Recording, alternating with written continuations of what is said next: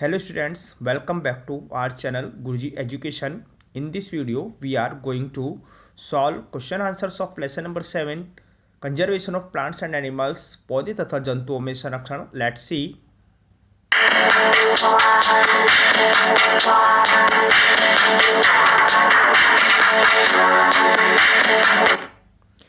Question number 1, रिक्त स्थानों की पूर्ति कीजिए. इस क्वेश्चन के अंदर हमें खाली जगहों में सही शब्द भरने हैं. खाली जगहों में सही शब्द यानी कि जो सही आंसर है वो मैंने पहले से ही भर के रखा हुआ है. जो आपको पर्पल कलर के इंक से अंडरलाइन शब्द है दिखाई दे रहे हैं वह सही शब्द है. का वह क्षेत्र जिसमें जंतु अपने प्राकृतिक आवास में संरक्षित रहते हैं अभयारण्य कहलाता है. तो जहाँ पर प्राकृतिक आवास है उनका और वहाँ पर संरक्षित है यानी कि उनका संरक्षण हो रहा है वह क्षेत्र अभयारण्य कहलाता है. ख किसी क्षेत्र विशेष में पाई जाने वाली स्पीसीज विशेष क्षेत्रीय स्पीसीज कहलाती है क्योंकि वह जो स्पीसीज है केवल उसी क्षेत्र के अंदर पाई जाती है इसीलिए उसका नाम पड़ा है विशेष क्षेत्रीय स्पीसीज. ग प्रवासी पक्षी सुदूर क्षेत्रों में जलवायु परिवर्तन के कारण पलायन करते हैं. जो प्रवासी पक्षी होते हैं वह जिस स्थान पर वो रहते हैं उस जगह की उनके आवास की जब जलवायु विषम हो जाती है यानी कि रहने के योग्य नहीं रहती है, रहना कठिन हो जाता है तो वे जलवायु परिवर्तन के कारण दूसरी जगह पर चले जाते हैं यानी कि जहाँ की जलवायु वहाँ की अपेक्षा थोड़ी कम होती है, रहने योग्य होती है. प्रश्न नंबर 2, निम्नलिखित में अंतर स्पष्ट कीजिए. यहाँ पर हमें दो शब्दों के अंदर अंतर स्पष्ट करना है. क वन्य प्राणी उद्यान एवं जैव मंडल आरक्षित क्षेत्र. आइए देखते हैं. वन्य प्राणी उद्यान वह क्षेत्र जहाँ प्राणियों जंतुओं का संरक्षण किया जाता है वन्य प्राणी उद्यान कहलाता है. यानी कि जो प्राणी उद्यान है वहाँ पर इनका जो वन्य प्राणी उनका यानी जंतुओं का कंजर्वेशन होता है, संरक्षण होता है. जैव मंडल आरक्षित क्षेत्र वन्य जीवन पौधों और जंतुओं संसाधनों और उस क्षेत्र के आदिवासियों के पारंपरिक ढंग से जीवन यापन हेतु बनाया गया विशाल क्षेत्र जैव मंडल आरक्षित क्षेत्र कहलाता है. यानी कि यहाँ पर हर प्रकार से संरक्षण हो रहा है, पौधों का भी हो रहा है, जंतुओं का भी हो रहा है, जो भी वन्य संसाधन उनका भी हो रहा है और आदिवासी जो है अपने पारंपरिक ढंग से जिस ढंग से आदिवासी अपना जीवन यापन करते हैं उसी तरीके से अपना जीवन यापन करते रहेंगे तो वह जो क्षेत्र है वह जैव मंडल आरक्षित क्षेत्र कहलाएगा. चिड़ियाघर एवं अभयारण्य. इसके अंतर हम लिखेंगे सारणी बनाकर क्योंकि इसमें कई अंतर हैं. पहला चिड़ियाघर और दूसरे कॉलम में अभयारण्य. पहला अंतर है मानव द्वारा निर्मित कृत्रिम आवास जिनमें जीव जंतुओं को सुरक्षित रखा जाता है चिड़ियाघर कहलाते हैं. जो चिड़ियाघर होते हैं ये मनुष्य द्वारा बनाए जाते हैं क्योंकि प्राकृतिक आवास नहीं होते हैं और इनमें जो जीव जंतु होते हैं जो एनिमल्स होते हैं उन्हें सुरक्षित रखा जाता है. इनके सुरक्षित रखने की दृष्टि से चिड़ियाघर का निर्माण किया जाता है, चिड़ियाघर बनाए जाते हैं. अभयारण्य वे क्षेत्र होते हैं जहां जंतु उनके प्राकृतिक आवास में बिना किसी प्रकार के विक्षोभ से सुरक्षित रहते हैं. यानी कि जो अभयारण्य ये भी मनुष्यों के द्वारा बनाए गए हैं यानी कि स्थान या एरिया तय किया गया है, सीमा रेखा तय की गई है, लेकिन वो प्राकृतिक आवास है जहाँ पर वो पाया जा रहा है वो आवास है. तो वहाँ पर बिना किसी विक्षोभ अर्थात बिना किसी मानवीय गतिविधियों के वो उन क्षेत्रों के अंदर सुरक्षित रहते हैं, संरक्षित रहते हैं. दूसरा अंतर, चिड़ियाघर में अधिकतर प्राणी पिंजरों में कैद होते हैं. ये अपनी इच्छा अनुसार घूम फिर नहीं सकते हैं क्योंकि जब एनिमल पिंजरों के अंदर कैद है तो इसलिए वो अपनी इच्छा अनुसार इधर उधर नहीं घूम फिर सकता है. वो जो उसका सीमित क्षेत्र है केज पिंजरा उसी के अंदर ही वो रह सकता है, घूमे फिरेगा. अभयारण्य में जंतु किसी प्रकार के पिंजरे में कैद नहीं होते हैं. ये निर्बाध रूप से अपनी इच्छा अनुसार कहीं भी घूम फिर सकते हैं यानी कि जो क्षेत्र है उसके अंदर वो कहीं भी घूम फिर सकते हैं. क्यों? क्योंकि यहाँ पर वो पिंजरों के अंदर कैद नहीं है.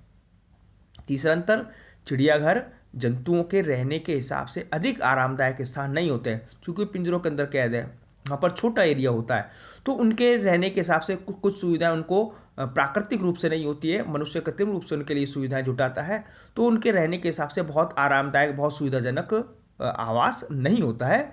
अभयारण्य प्राणियों के रहने के हिसाब से पूरी तरह से आरामदायक और सुरक्षित क्षेत्र होते हैं क्योंकि प्राकृतिक होते हैं. प्रकृति में जिस प्रकार से नेचर के अंदर जिस प्राकृतिक क्षेत्र के अंदर जिस आवास के अंदर वह जंतु पाया जाता है तो उसी के अंदर उनका संरक्षण होता है. तो इसलिए ये जो स्थान है अभयारण्य जो है वो जंतुओं के रहने के हिसाब से काफ़ी आरामदायक या सुविधाजनक होते हैं.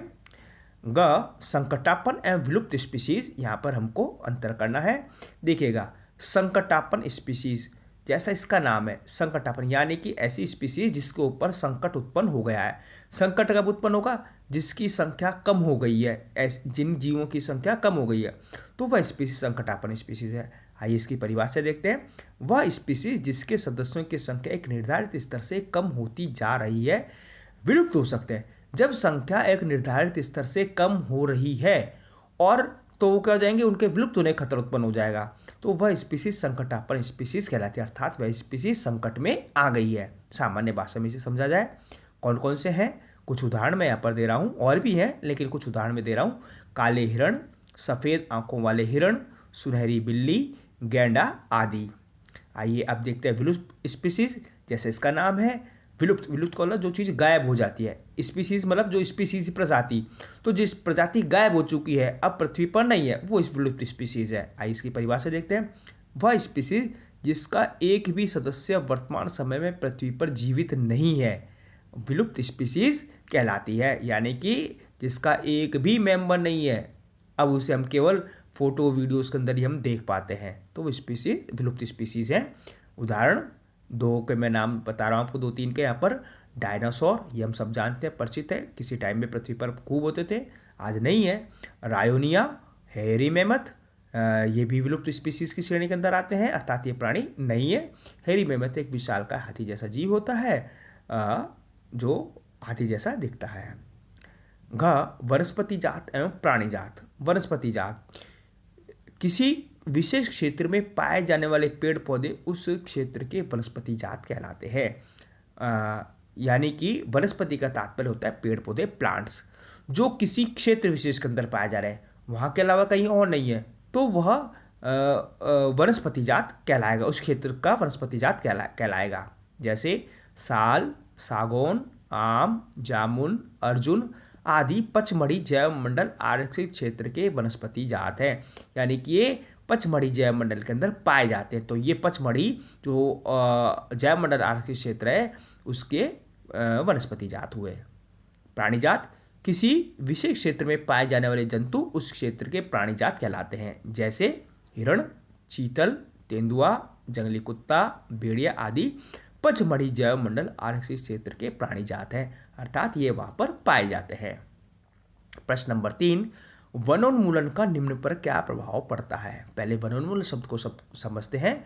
वनोन्मूलन का तात्पर्य हुआ वनों का उन्मूलन, अर्थात वनों का समाप्त होना, ये वनोन्मूलन कहलाता है। तो वनोन्मूलन का वन्य प्राणियों पर क्या प्रभाव पड़ता है, आइए देखते हैं हम।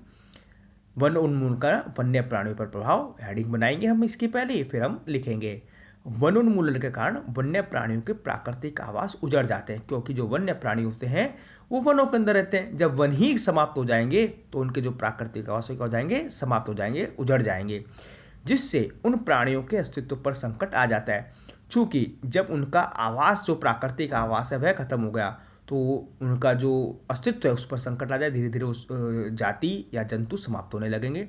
कुछ प्राणी दूसरे वनों में चले जाते हैं, उस क्षेत्र से पलायन कर जाएंगे, दूसरे वनों के अंदर चले जाएंगे, जिससे खाद्य श्रृंखलाएं प्रभावित होती है। क्योंकि जो खाद्य श्रृंखला में एक जीव दूसरे जीव पर आश्रित होता है, एक जीव दूसरे जीव का भोजन होता है, जुड़ा हुआ होता है, तो खाद्य श्रृंखलाएं भी प्रभावित होती है। कई प्राणियों की प्रजातियों के तो अस्तित्व पर भी संकट आ जाता है, यानी कि उनकी संख्या धीरे धीरे कम होने लगती है, तो उनके अस्तित्व पर भी संकट आ जाता है। पर्यावरण, यानी कि पर्यावरण का वनोन्मूलन पर क्या प्रभाव है? वनोन्मूलन का पर्यावरण पर प्रभाव, हम जानते हैं कि वनस्पति जगत तथा प्राणी जगत दोनों मिलकर पर्यावरण के विभिन्न घटकों के बीच संतुलन स्थापित करते हैं। वैसे पर्यावरण के घटक हम दो शब्दों के अंदर समझे तो भौतिक और जैविक घटक। तो यहाँ पर हम केवल अभी जैविक घटकों की चर्चा हम कर रहे हैं। जैविक घटक के अंदर वनस्पति यानी पेड़ पौधे आते हैं और प्राणी आते हैं, तो दोनों मिलकर के पर्यावरण के विभिन्न घटकों के बीच संतुलन स्थापित करते हैं। वनों को पर्यावरण के फेफड़े कहा जाता है, फुफ्फुस कहा जाता है। जिस प्रकार से लंग्स हमें ऑक्सीजन प्रोवाइड करते हैं, एनिमल्स को किसी एनिमल को ऑक्सीजन उपलब्ध करवाते हैं, तो इसी प्रकार से जो वन है ये पर्यावरण के फेफड़े हैं, क्योंकि वनों के अंदर वृक्ष होते हैं और वृक्षों से ऑक्सीजन प्राप्त होती है, फोटोसिंथेसिस होता है तो ऑक्सीजन प्राप्त होती है। यदि वनोन्मूलन होगा तो समस्त प्राणी जगत प्रभावित होगा, क्योंकि उनको प्राणियों को ऑक्सीजन उपलब्ध नहीं हो पाएगी, ऑक्सीजन में कमी आएगी। तो सभी प्राणियों को श्वसन हेतु ऑक्सीजन वृक्ष ही प्रदान करते हैं। वातावरण में कार्बन डाइऑक्साइड के स्तर में वृद्धि होगी, चूँकि ऑक्सीजन मिलती है हमें, जो पौधे प्रकाश संश्लेषण करते हैं, वृक्ष प्रकाश संश्लेषण करते हैं उससे, और प्रकाश संश्लेषण की प्रक्रिया में वे जो कार्बन डाइऑक्साइड है उसका उपयोग करते हैं।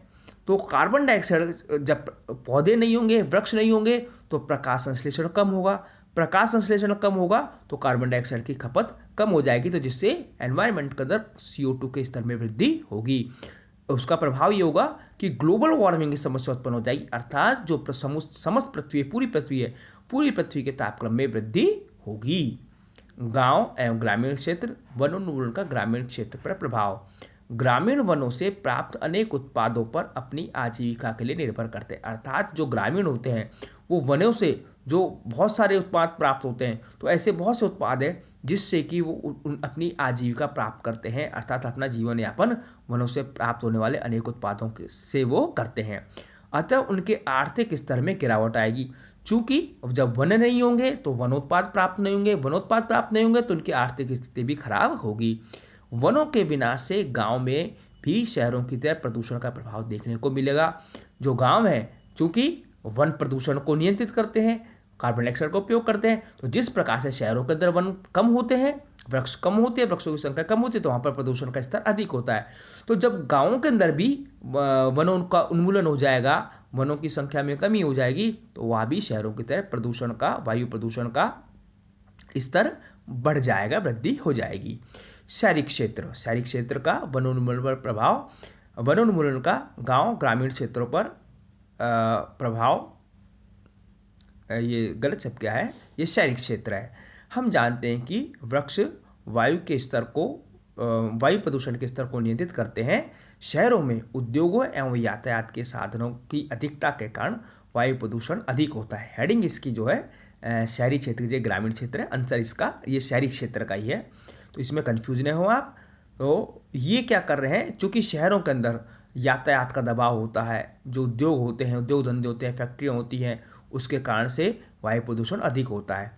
तो वायु प्रदूषण अधिक होता है, अतः वनोन्मूलन से शहरी क्षेत्र में वायु प्रदूषण के स्तर में वृद्धि हो जाएगी। चूँकि वनों की कमी होगी, वन नहीं होंगे, तो वायु प्रदूषण और अधिक बढ़ जाएगा, जिससे शहरवासियों के श्वसन तंत्र संबंधी अनेक परेशानियों का सामना करना पड़ सकता है। शहर वालों को अनेक स्वास्थ्य संबंधी समस्याएं, श्वसन तंत्र संबंधी अनेक बीमारियां, उनका सामना करना पड़ सकता है।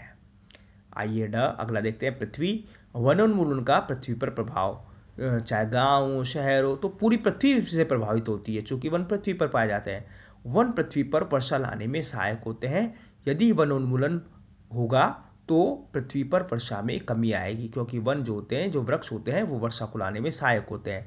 वन पृथ्वी पर O2 व CO2 के संतुलन को बनाए रखते हैं। ये O2 CO2 के संतुलन को, क्योंकि अभी मैंने आपको उसमें बताया था पहले क्वेश्चंस के अंदर कि ये प्रकाश संश्लेषण की प्रक्रिया के द्वारा CO2 का उपयोग करते हैं, तो भोजन बनाने की प्रक्रिया में, अर्थात प्रकाश संश्लेषण में, और उस प्रकाश संश्लेषण की प्रक्रिया के दौरान ही जो ऑक्सीजन होती है वो बाई प्रोडक्ट के रूप में, तो इस प्रकार से पर्यावरण के अंदर O2 CO2 का संतुलन बना रहता है।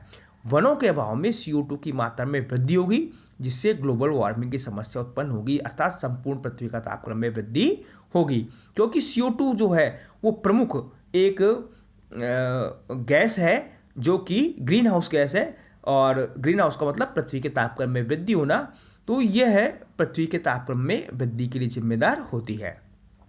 अगली पीढ़ी, वनोन्मूलन का अगली पीढ़ी पर प्रभाव। देखिए सीधी सी एक बात है, जो वनों से हमको लाभ मिलने हैं, उन लाभों से आगामी, जब वन ही नहीं रहेंगे तो आगामी आने वाली जो पीढ़ी है वो वनों से प्राप्त होने वाले लाभों से वंचित हो जाएगी। तो इसका आंसर देखते हैं, वनोन्मूलन के कारण आगे आने वाली पीढ़ी वनों से प्राप्त होने वाले लाभों, उत्पादों से वंचित रह जाएगी। आगे आने वाली पीढ़ियाँ वनों के दृश्य केवल किताबों, चित्रों, वीडियो में ही देख पाएंगे। वो देखेंगे नहीं कैसे वन होते हैं, जो जैसे आज हम देख पा रहे हैं, तो कि वनों का उन्मूलन होता जा रहा है। तो फिर वो वनों का दृश्य, जो वनों में आज हम भ्रमण के लिए चले जाते हैं, वन विहार के लिए हम चले जाते हैं, तो केवल चित्रों के अंदर, वीडियोस के अंदर देख कर ही वनों के आनंद ले पाएंगे। वनों के अभाव में आगे आने वाली पीढ़ियों को स्वच्छ पर्यावरण भी नहीं मिल पाएगा। वो कृत्रिम साधनों से अपने वातावरण को शुद्ध करेंगे, जिस प्रकार से आज हम प्राकृतिक उसके अंदर जीते हैं वन। तो ये जो है आगे आने वाली पीढ़ियों को हानि होगी, नुकसान होगी। क्वेश्चन नंबर 4, क्या होगा यदि वृक्षों की कटाई करते रहें? अगर यदि वृक्षों की लगातार कटाई हम करते रहें तो क्या होगा? यदि हम वृक्षों की कटाई करते रहे तो एक दिन वृक्ष पृथ्वी पर से समाप्त हो जाएंगे, क्योंकि धीरे धीरे धीरे धीरे वृक्ष हम काटते जाएंगे, पृथ्वी पर से समाप्त हो जाएंगे।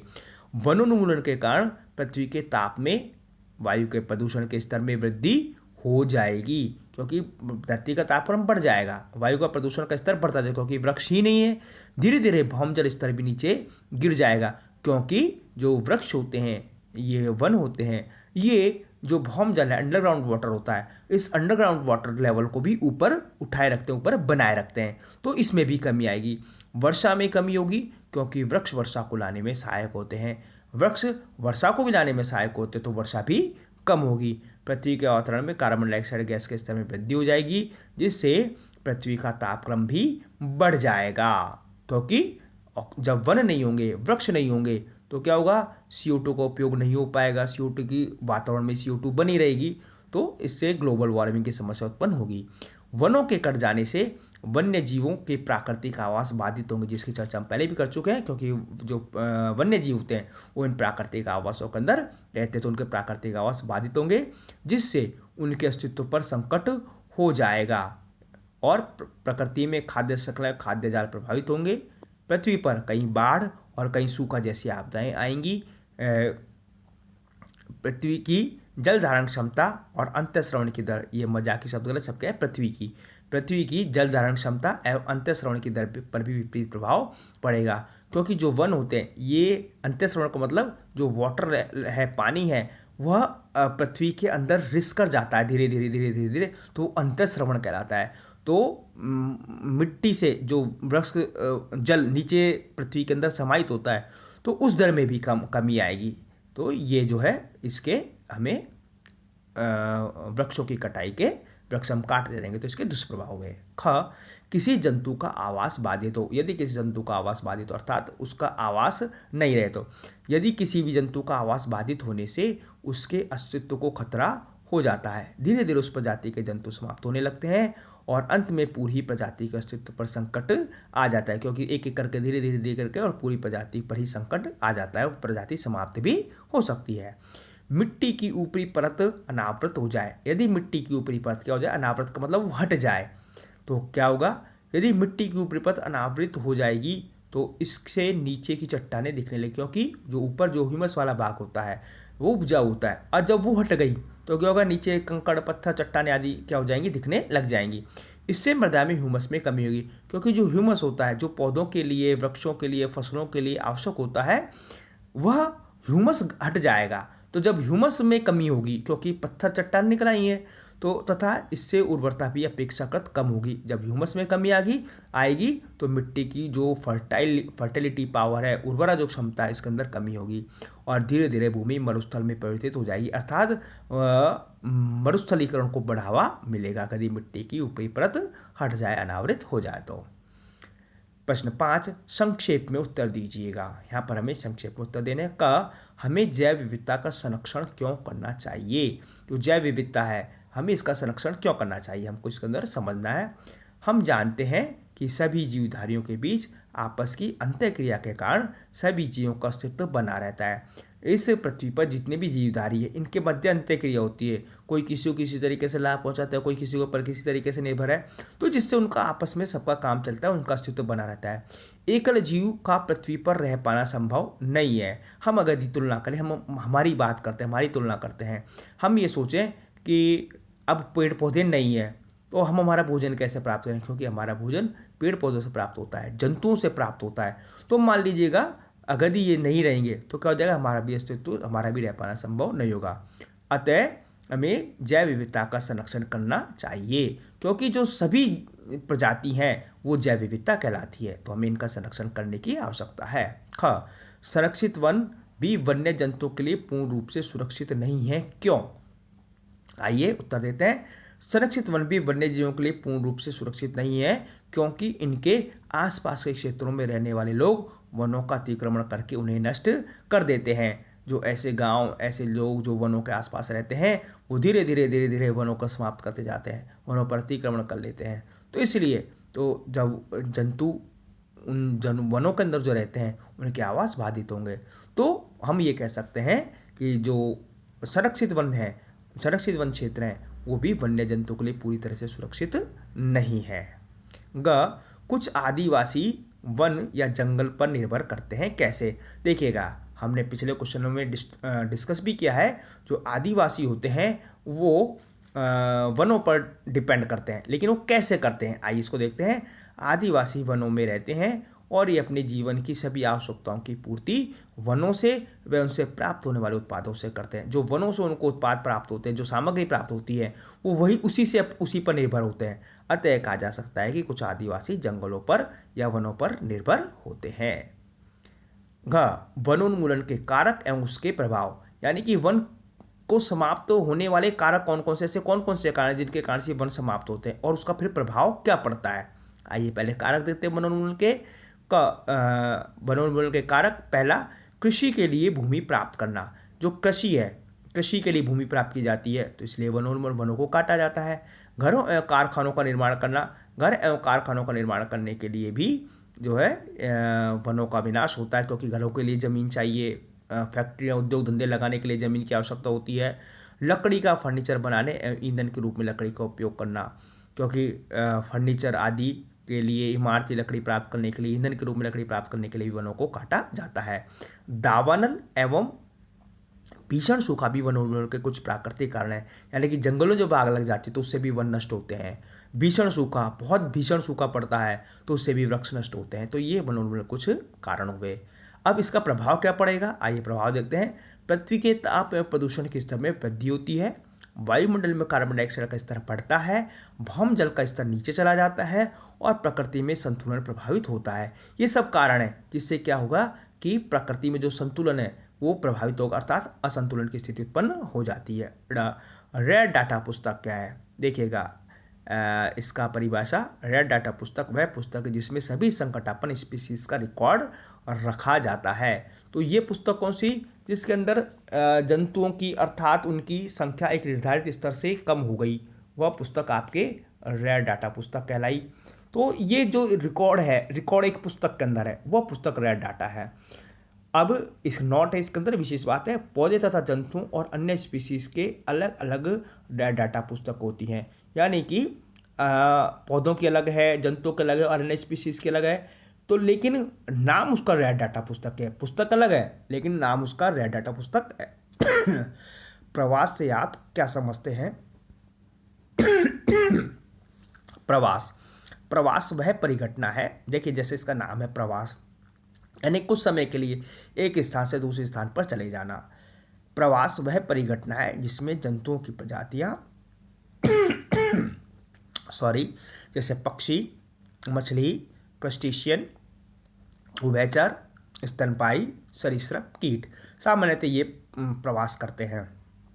विषम जलवायु परिस्थितियों से बचने के लिए भोजन व प्रजनन हेतु एक निश्चित समय अवधि के लिए अपने आवास से सुदूर स्थानों के लिए चले जाते हैं एवं पुनः अपने आवास में लौट आते हैं, प्रवास कहलाता है।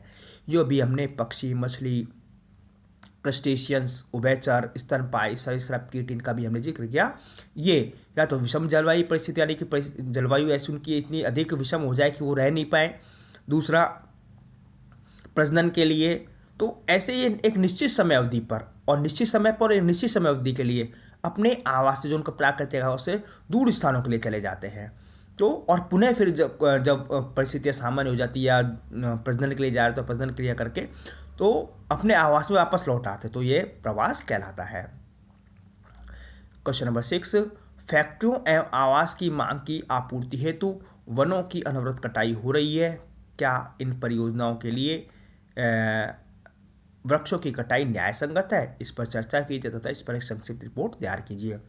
फैक्ट्रियों एवं आवास की मांग की आपूर्ति हेतु वनों की अनवरत कटाई पूरी तरह से न्याय संगत नहीं है। देखिएगा, फैक्ट्रियों है, आवास, इनके लिए ज़मीन तो चाहिए, लेकिन जो लगातार कटाई हो रही है ये पूरी तरह से न्याय संगत नहीं है। सभी प्राणियों की अनेक आवश्यकताओं की पूर्ति हेतु एक महत्वपूर्ण प्राकृतिक संसाधन होते हैं जो वन होते हैं, सभी जंतुओं की आवश्यकताओं की पूर्ति करते हैं। वन वर्षा लाने में सहायक होते हैं, ऑक्सीजन में कार्बन डाइऑक्साइड गैस के बीच, ऑक्सीजन और कार्बन डाइऑक्साइड के बीच संतुलन बनाए रखते हैं। जीव जंतुओं की अनेक प्रजातियां वनों में ही पाई जाती है। जैव विविधता की दृष्टि से वन क्या होते हैं, महत्वपूर्ण संसाधन या महत्वपूर्ण होते हैं। वनों से हमें अनेक उत्पाद प्राप्त होते हैं, जलाऊ लकड़ी, इमारती लकड़ी, औषधियाँ, गोंद, शहद, मोम, लाख जैसे अनेक महत्वपूर्ण उत्पाद प्राप्त होते हैं, वनोत्पाद प्राप्त होते हैं। वन एक महत्वपूर्ण प्राकृतिक संसाधन है, अतः आगे आने वाली पीढ़ियों के लिए इन्हें बचा कर रखना होगा। विकास हेतु वनों की कटाई करनी भी पड़े तो उसके स्थान पर पुनः वन रोपण अति आवश्यक रूप से होना चाहिए। चूँकि इसीलिए हमने कहा है कि ये पूरी तरह से न्याय संगत नहीं है। भाई, आवश्यकताओं की पूर्ति के लिए करना पड़ेगा, काटने पड़ेंगे, लेकिन पुनः वनारोपण, पुनः जो है वनों को विकसित करना, ये जो है अति आवश्यक होना चाहिए। क्वेश्चन नंबर 7, अपने स्थानीय क्षेत्र में हरियाली बनाए रखने के लिए आप किस प्रकार योगदान दे सकते हैं? अपने द्वारा किए जाने वाले क्रियाओं की सूची तैयार करें। आइए हम देखते हैं उत्तर। हम अपने स्थानीय क्षेत्र में हरियाली बनाए रखने के लिए निम्न प्रकार से योगदान दे सकते हैं। क, सड़कों के किनारे, घर के बाहर, खाली जगह पर, पार्कों में आदि स्थानों पर अधिक वृक्षारोपण करके, यानी कि जहाँ भी खाली जगह है, जहाँ भी संभव है, उन स्थानों पर हमें अधिक से अधिक वृक्षारोपण करना है। ख, आसपास के व अन्य लोगों को भी वृक्षारोपण हेतु प्रेरित करके, हम तो करेंगे, लेकिन आसपास के लोगों को भी वृक्षारोपण हेतु हमको प्रेरित करेंगे। ग, वन महोत्सव जैसे कार्यक्रम आयोजित करके, यानी कि विशाल पैमाने पर हम वृक्षों को रोपण करें, तो ऐसे कार्यक्रम आयोजित करके भी हम ये कर सकते हैं। घ, लोगों को वृक्षों की कटाई नहीं करने के लिए प्रेरित करके, यानी कि हम वन लगाते जा रहे हैं लेकिन लोग बाग वृक्ष काट रहे हैं, तो हमको ये भी करना है कि हम उनको प्रेरित करें कि वो वृक्षों की कटाई ना करें। अपने आसपास अपने परिवार के सदस्यों, अपने व अपने परिवार के सदस्यों के जन्मदिवस, विवाह वर्षगांठ आदि जैसे महत्वपूर्ण अवसरों पर वृक्षारोपण करना, यानी कि उनके नाम के वृक्षों का रोपण करना। अपने जन्मदिन परिवार में जितने सदस्य हैं उनके नाम के जो है हमने वृक्ष लगा दिए, और ऐसे ही हम अन्य साथियों को भी, हमारे आसपास के लोगों को भी इसके लिए हम तैयार करें। च, कागज़ की बचत करके अन्य लोगों को भी कागज़ की बचत करने के लिए प्रेरित करें। हम भी कागज़ की बचत करें और अन्य लोगों को भी कागज़ की बचत के लिए प्रेरित करें, तो इस प्रकार से हम वनों की वृद्धि, वृक्षों की वृद्धि कब कर सकते हैं। प्रश्न 8, वनोन्मूलन से वर्षा दर किस प्रकार कम हुई है, समझाइए। यानी कि वनों में कमी होने से वर्षा दर में किस प्रकार से कमी आई है। वनोन्मूलन से वायुमंडल में कार्बन डाइऑक्साइड के स्तर में वृद्धि होती है, जो ग्लोबल वार्मिंग का प्रमुख कारण होता है, और पृथ्वी के तापमान में वृद्धि से जल चक्र में असंतुलन उत्पन्न होता है। जो कि वायुमंडल में जब वन नहीं होंगे तो कार्बन डाइऑक्साइड का स्तर बढ़ेगा, और कार्बन डाइऑक्साइड का स्तर बढ़ने का कारण बनता है ग्लोबल वार्मिंग, और ग्लोबल वार्मिंग से जैसे होती है तो जो जल चक्र है, तो इस जल चक्र के अंदर असंतुलन उत्पन्न हो जाता है, अतः वर्षा दर में कमी आ जाती है। प्रश्न नंबर 9, अपने राज्य के राष्ट्रीय उद्यानों के बारे में सूचना एकत्र कीजिए तथा भारत के रेखा मानचित्र पर इन्हें अंकित कीजिए। तो मैंने राजस्थान के, आप अपने राज्य के जो भी है तो वहाँ के उनकी आप लिख सकते हैं। मैं यहाँ पर राजस्थान के जो राष्ट्रीय उद्यान है उनके बारे में मैं आपको जानकारी दे रहा हूँ। राष्ट्रीय उद्यान का जो स्वामित्व होता है केंद्र के सरकार के होता है। केंद्र सरकार ये उद्यान जो है जंतुओं के, वनस्पतियों के संरक्षण हेतु ये करती है। तो राजस्थान के अंदर 3 राष्ट्रीय उद्यान है। रणथंबोर राष्ट्रीय उद्यान जो कि सवाई माधोपुर जिले में स्थित है, केवलादेव राष्ट्रीय उद्यान जो कि भरतपुर जिले में स्थित है, और दर्राहा राष्ट्रीय उद्यान जो कि कोटा जिले में स्थित है। आइए अब इनको अपन मैप पर देखते हैं। देखिएगा, हम कोई चीज़ दर्शाए मैप के अंदर तो सबसे पहले हमको की बनानी पड़ती है, क्या नहीं, हम उसको दर्शा रहे हैं। तो यहाँ पर आप देख रहे हैं संकेत, तो यहाँ पर मैंने एक ग्रीन कलर के एरो से राष्ट्रीय उद्यान दर्शाने की कोशिश करी है। ये सिंबल है, तो इस सिंबल हमको पहले दर्शाना पड़ता है। तो इस प्रकार से मैंने दर्शा है। तो ये 3 है, तो यहाँ पर मैंने आपको दिखाए हैं। देखिएगा, सबसे नीचे आप देख रहे हैं दर्राहा राष्ट्रीय उद्यान। दर्राहा के ऊपर यानी कि मध्य में आप देख रहे हैं सेंटर में ये रणथंभौर राष्ट्रीय उद्यान है, और इसके ऊपर आप देख रहे हैं केवलादेव राष्ट्रीय उद्यान जो कि भरतपुर में है। ये मैं आपको पहले बता चुका हूँ किन किन राज्यों किन किन ये जिलों के अंदर है, राजस्थान किन किन जिलों के अंदर है। तो आप इस क्वेश्चन का आंसर अपने राज्य के, अपनी पसंद के किसी भी राज्य के राष्ट्रीय उद्यानों का जिक्र करके बता सकते हैं। प्रश्न नंबर 10, नीचे दी गई शब्द पहेली को पूरा कीजिएगा। शब्द पहेली है, पहले संकेत पढ़ लेते हैं। शब्द पहेली में बड़ा आसान होता है इसको करना, क्योंकि कुछ उसके अंदर शब्द छूटे होते उनको भरना होता है, और संकेत दिया होता है ऊपर से नीचे, और हमको ऊपर से नीचे और बाएं से दाएं भी मिलान हमको करना पड़ता है। तो इस प्रकार से शब्द बन जाते हैं।